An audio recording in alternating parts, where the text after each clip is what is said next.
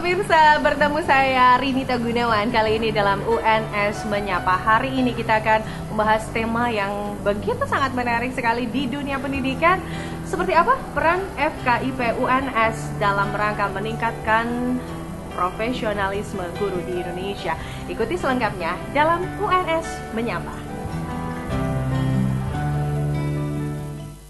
Halo Bro.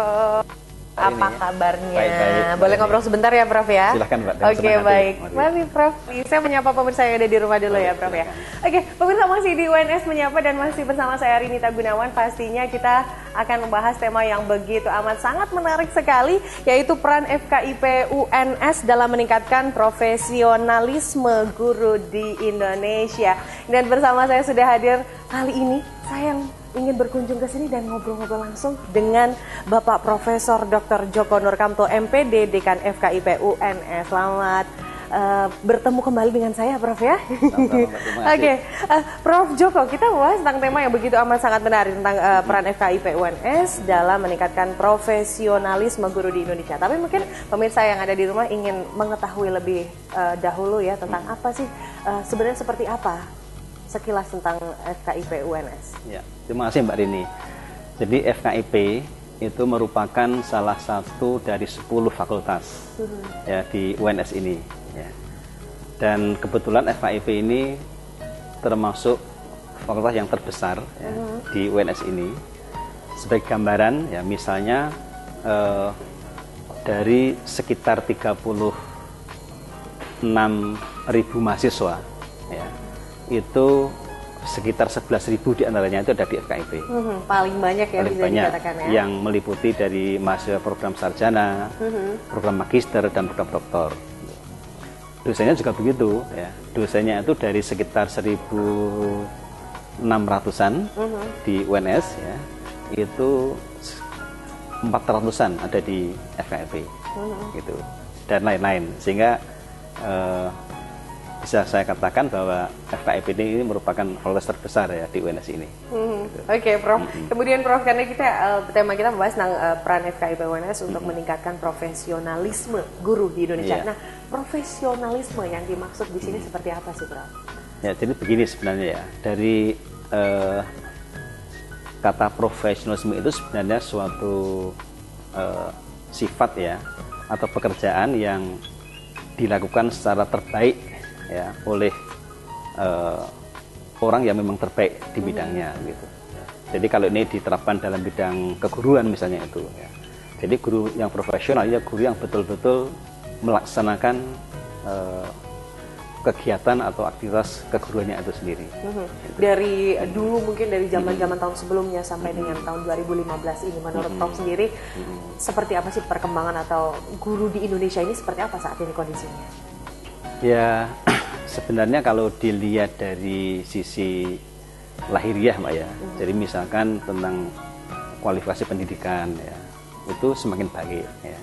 Jadi misalnya dulu kan guru itu tidak harus sarjana, kan. Sekarang harus sarjana, itu sudah mulai meningkatlah jumlah, meskipun belum semuanya sarjana gitu. Tapi kalau dilihat dari performance ya atau kualitas ya, itu ya perlu ada kajian lebih lanjut. Ya, karena sebenarnya kompetensi guru yang profesional itu kan banyak variabel sebenarnya itu. Jadi kalau dilihat dari sisi coverage kompetensi yang dimiliki ya, guru yang profesional itu kan minimal ada 4 area itu ya. Ada apa aja itu, Bro?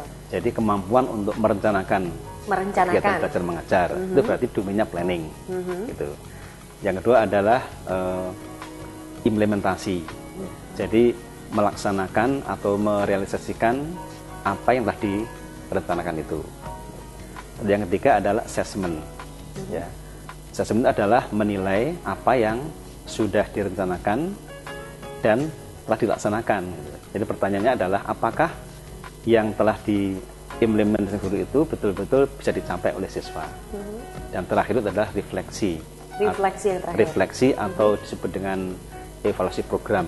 Itu menyeluruh ya. Jadi mengevaluasi menyeluruh mulai dari planning, implementasi dan assessment itu. Oke, ada 4 tadi Ada ya, 4 Prof, itu. yang mulai dari plan atau rencana, kemudian implementasi, ada juga menilai atau penilaian, kemudian yang terakhir ada refleksi. Oke. Sehingga guru yang profesional mestinya harus menguasai 4 area ini. Harus menguasai 4 area itu, ini. Nah, iya. kita mulai bahas satu persatu ya, Prof ya. Mulai dari planning atau rencana, apa Iya. saja yang harus dilakukan? Ya, jadi di dalam domain atau ranah perencanaan itu ya paling tidak ya guru itu sebelum mengajar itu harus menyiapkan yang kita sebut dengan rencana pembelajaran. Gitu. Jadi ada namanya silabus, ada namanya rencana pelaksanaan pembelajaran untuk RPP. Gitu. Nah, dalam pengalaman saya membimbing mahasiswa S2 ataupun yang mahasiswa program sarjana yang akan jadi guru, ini biasanya tidak mudah ya bagi seorang yang calon guru maupun yang sudah guru ya untuk membuat perencanaan yang betul-betul baik. Itu tidak mudah ternyata itu. Ini perlu latihan, perlu kajian dan seterusnya. Yang harus dipertimbangkan apa aja sih, Prof, ketika seorang guru ini membuat perencanaan atau planning? Jadi kalau menurut teori ya, dan memang beberapa yang sudah kita keluarkan di kalangan teman-teman ya, minimal ada 10 aspek ya yang harus dibuat guru di dalam membuat RPP ya. Ada yang identitas ya mata pelajaran ya. Kemudian ada yang kalau kita menggunakan kurikulum 2006 ya KTSP itu ada namanya standar kompetensi, ada kompetensi dasar ya, ada indikator ya, ada materi pembelajaran ya, ada metode, ada prosedur pembelajaran, ada media pembelajaran, ada sumber pembelajaran dan ada evaluasi gitu. Nah, yang sering kali menjadi kelemahan guru itu adalah koherensi antara poin 1 sampai dengan poin 10 ya, Prof, jadi hubungan antara seringkali nggak match gitu kan. Ngomong di satu elemen kemudian nggak nyambung lah gitu, itu yang kadang-kadang sulit. Ini kan masalah pola pikir sebenarnya itu. Nah, ini yang saya ketika mengajar itu betul-betul menekankan ini, termasuk misalkan saya di MGMB misalnya itu ya, itu guru-guru udah puluhan tahun itu seringkali kesulitan gitu kan gitu. Boleh jadi mereka tidak update pengetahuan gitu kan, atau ya udah rutin gitu kan, sehingga ketika ada perkembangan baru mereka nggak mengikuti. Itu barangkali skillnya gitu. dari mulai plan aja sudah benar-benar harus matang banget ya, Prof ya. Gitu. Oke. Kemudian ke poin yang kedua, kalau tadi sudah plan ada 10 poin juga yang harus dipertimbangkan dan di antara koherensi 1 poin sampai 10, kemudian implementasi, Prof. Nah, implementasi ini kan sebenarnya bagaimana membuat planning itu ya in action di dalam kelas. Nah, di sini ada beberapa variabel.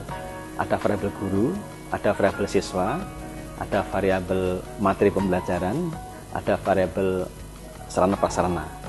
Nah, guru harus mampu memanfaatkan dan mengorganize ya seluruh variabel ini ya untuk menjadi sebuah proses pembelajaran yang baik. Nah, di sini yang menjadi sulit adalah ketika ada salah satu variabel yang tidak kompatibel dengan yang lain. Ya, satu contoh begini. Katakanlah guru udah bagus ya, tapi kalau kemudian muridnya itu ternyata tidak bagus, nanti menjadi masalah. Maka yang menjadi kunci itu sebenarnya adalah bagaimana guru ini ya bisa manipulate tanda petik ya, bisa memanfaatkan, bisa mengorganize yang ada di sini ini apapun adanya ya, sesuai dengan konteks yang ada. Jadi guru di sini berperan sebagai manajer pembelajaran, bukan sebagai robot. Maka boleh jadi ya perencanaannya sudah dibuat matang, ketika sudah di dalam kelas bisa berubah. Ada perubahan seperti itu ya, berapa baik itu dari mungkin segi mahasiswa atau siswanya sendiri, kemudian pengaruh-pengaruh yang lain. Betul. Gitu. Jadi yang sekarang menjadi isu terakhir ya, itu adalah yang dituntut dari guru adalah bagaimana guru bisa mengantisipasi setiap perubahan di dalam kelas yang terjadi bisa menit per menit. Nah, ini dia. Seru banget pemirsa ya. Ya, mungkin ini salah satu yang harus dimiliki oleh seluruh guru di Indonesia karena memiliki yang tadi dinamakan profesionalisme yang benar-benar tidak hanya sesuai dengan rutinitas saja gitu ya, Prof, tapi benar-benar mampu dalam mengorganize juga ya. Oke, baik. Maka di sini begini, kalau boleh saya cerita ya. Jadi kalau pada abad 20 ya, itu dapat dikenal abad metode. Jadi seolah kalau guru yang menggunakan metode A gitu ya, itu sudah pasti bagus gitu kan. Nah, pada awal abad 21 ini itu sudah mulai ada pergeseran. Betul, Prof. Yang disebut dengan the Bose method era gitu. Jadi sebenarnya metode itu hanya salah satu subsistem ya yang mensupport ya, proses pembelajaran itu. Jadi bukan lagi menjadi faktor utama di dalam keberhasilan atau kegagalan sebuah proses pembelajaran. Gitu. Sehingga yang diperlukan adalah guru harus bijaksana ya, menggunakan metode-metode yang memang sesuai dengan konteks yang ada pada saat itu.